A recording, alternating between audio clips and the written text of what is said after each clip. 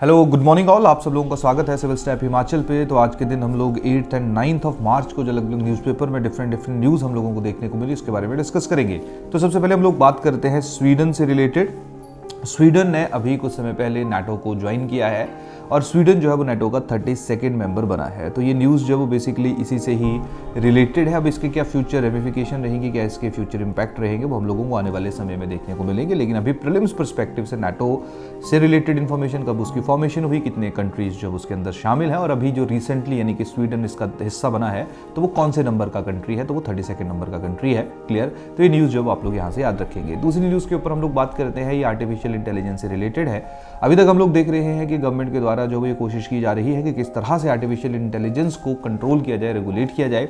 लेकिन अभी एआई, क्योंकि इसकी पॉजिटिव साइड्स भी हैं, तो यही कारण है सरकार ने जो भी अनाउंस किया है कि इंडिया एआई मिशन, एक इन्होंने नया मिशन लॉन्च किया है जिसमें जो कैबिनेट है उसने अप्रूवल दिया है 10,372 करोड़ रुपीस जो है वो एलोकेट किए गए हैं, जहां पे इंडिया के अंदर एआई इकोसिस्टम जो है उसको डेवलप किया जाएगा, उसको बिल्ड किया जाएगा। तो एआई को जो है हम लोग वैसे भी नकार नहीं सकते हैं, इसको जो वो यूज़ करना पड़ेगा। अभी जो है हम लोग देख रहे हैं कि स्पेसिफिकली अमेरिका में जो है वो एआई के ऊपर बहुत ज़्यादा काम हो चुका है, लेकिन जो इंफ्रास्ट्रक्चरल कॉस्ट है वो वहाँ पे बहुत ज़्यादा महंगी है, और अगर हम लोग यहाँ पे उसको यूज़ करना चाहें तो हम लोगों के लिए बहुत कॉस्टली पड़ेगा। यही कारण है सरकार जो यहाँ पे उसी तरह का जो इंफ्रास्ट्रक्चर है वो बिल्ड करना चाह रही है, तो उसके लिए पैसा जो है वो एलोकेट किया गया है। उसके साथ साथ नेक्स्ट न्यूज़ जो है वो हमारी बेसिकली रिलेटेड है, इंडियन एक्सप्रेस के अंदर ये न्यूज़ आई थी। हम लोगों ने परसों भी इसके बारे में डिस्कस किया था कि किस तरह से जो एल नीनो है उसका इम्पैक्ट हम लोगों को इस साल देखने को मिल सकता है, जहाँ पे मार्च अप्रैल में ही आप लोग यहाँ पे पूरा एक मैप देख रहे होंगे स्क्रीन के ऊपर। तो ये मैप आप लोग देखिए, अभी पॉसिबिलिटी है ड्यू टू एल नीनो जो टेम्परेचर है वो आने वाले 3-4 महीनों में बहुत ज़्यादा इंक्रीज़ रहेगा या बहुत ज़्यादा हाई होगा। और जब भी हम लोग एल नीनो की बात करते हैं तो एल नीनो में इन जनरल हम लोगों को मानसून जो है वो कम देखने को मिलते हैं और टेम्परेचर जो है वो हाई देखने को मिलता है। और इसी इंडियन एक्सप्रेस के अंदर जो वो बड़े अच्छी तरह से उसको एक्सप्लेन किया गया है कि एल नीनो किसके कारण होता है, जो कि एक बड़ा ही इंपॉर्टेंट जोग्राफिकल एस्पेक्ट है, जोग्राफिकल फिनोमिना है। और उसके साथ साथ बाकी डाटा भी दिया गया है कि जैसे अगर हम लोग पिछले 100 सालों की बात करें तो इंडिया के अंदर जो है वो 18 सूखे पड़े हैं, और उनमें जो 13 ड्रॉट्स हैं वो सीधे के सीधे जो है वो एल नीनो से रिलेटेड है, यानी कि एल नीनो लाइक कंडीशंस के कारण जो हम लोगों को सूखा हमारे देश के अंदर पड़ता हुआ देखने को मिला। क्लियर। और आजकल ऐसा देखा गया है कि जैसे 1900 से लेकर 1950 की हम बात करें तो 7 एल नीनो ईयर्स रहे हैं, और अगर हम लोग 1951 से लेकर 2021 की बात करें तो इसी की संख्या जो वो 15 हो गई है। तो काफ़ी ज़्यादा एल नीनो ईयर्स जो स्पेसिफिक समय में हम लोगों को देखने को मिल रहे हैं, और इसका जो नेगेटिव इंपैक्ट है वो हमारे देश के ऊपर पड़ता है, चाहे टेम्परेचर की हम बात करें या फिर मानसून के ऊपर नेगेटिव इंपैक्ट की बात करें।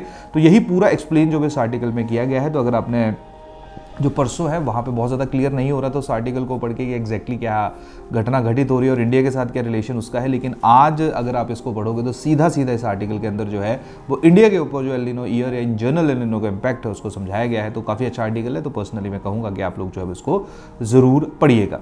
इसके साथ साथ द ट्रिब्यून के अंदर एक न्यूज़ आई है, need to invest in women. जैसे कि आप सब लोगों को पता ही है कि कल जो है पिछले कल हमारा इंटरनेशनल वुमेन डे था, तो उसी के तहत आने वाले जो 2-3 आर्टिकल्स लास्ट के न्यूज़ में हम लोगों को या लास्ट डे के न्यूज़पेपर में हम लोगों को देखने को मिले, तो जो वुमेन एम्पावरमेंट या वुमेन रिलेटेड प्रॉब्लम्स हैं उनसे संबंधित थे।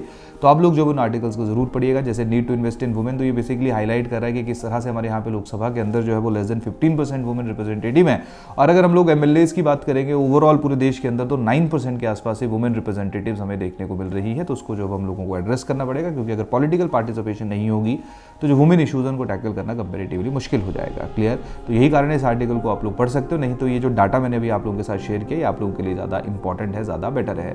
सिमिलरली एक और आर्टिकल यहाँ पे आया है, बूस्ट प्रेजेंस इन वर्कफोर्स। तो वर्कफोर्स जैसे अभी रिसेंटली जो है वो सरकार के द्वारा भी जो LFPR जो है वो रिलीज हुआ था। क्लियर। तो वहाँ पे जो वो वुमेन पार्टिसिपेशन की बात की गई थी, तो उसी को ही मद्देनजर रखते हुए जो वो और ज़्यादा क्या क्या इनिशिएटिव्स लिए जा सकते हैं उससे संबंधित जानकारी जो आप लोगों को इस आर्टिकल के अंदर देखने को मिलेगी। क्लियर। तो ये जो है वो हमारे काफ़ी महत्वपूर्ण आर्टिकल, और इसी तरह का एक आर्टिकल हमें द हिंदू के अंदर भी देखने को मिला है, that is fall and rise in women's work participation. Clear. तो यहाँ पे भी आप लोग जो है इसको एक बार ज़रूर पढ़ सकते हो, जहाँ पे women participation as a work force जो है उसके ऊपर काफ़ी अच्छा आर्टिकल जो है स्पेसिफिकली जो है वो लिखा गया है। तो आप इसको एक बार ज़रूर रीड करिएगा। उसके साथ साथ नेक्स्ट न्यूज़ के ऊपर जब हम लोग मूव करते हैं, नेक्स्ट न्यूज़ जो है वो हमारे पड़ोसी देश पाकिस्तान से संबंधित है, जहाँ पे कहा गया है कि पाकिस्तान के नए प्रेसिडेंट जो वो बनने वाले हैं, और ये प्रेसिडेंट जो बन रहे हैं इससे पहले भी वहाँ के राष्ट्रपति रह चुके हैं, और इनका नाम है आसिफ अली जरदारी। ये पाकिस्तान के 14th जो है वो 14वें राष्ट्रपति या प्रेसिडेंट जो है वो रहेंगे। क्लियर।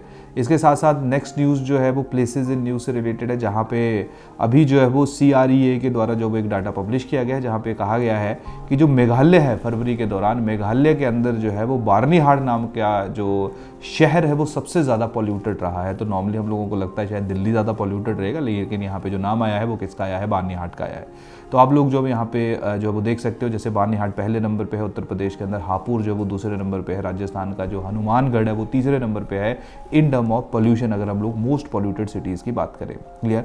इसके साथ साथ जो है वो अगर हम लोग जो क्लीनियस्ट सिटीज़ उनकी बात करें तो वहाँ पे सतना करके एक जगह है मध्य प्रदेश के अंदर, तो वो क्लीनियस्ट सिटी है। तो आप लोग बेसिकली इस न्यूज़ को प्रीलिम्स पर्सपेक्टिव से एक बार नज़र मार सकते हो कि वहाँ पे कौन सा जो सिटी है वो ज़्यादा पॉल्यूटेड है, कौन सा कम है। लेकिन यहाँ पे आप लोगों ने ध्यान रखना है कि ये जो डाटा है ये किसने रिलीज़ किया है, उसके तहत ही आप लोगों ने इस जो इन्फॉर्मेशन को आपने मेमोराइज़ करना है। तो ये थोड़ा सा आप लोग इसको पढ़ लीजिएगा, प्रीलिम्स पर्सपेक्टिव में इस तरह के जो सवाल हैं वो हम लोगों को काफ़ी ज़्यादा देखने को मिलते हैं।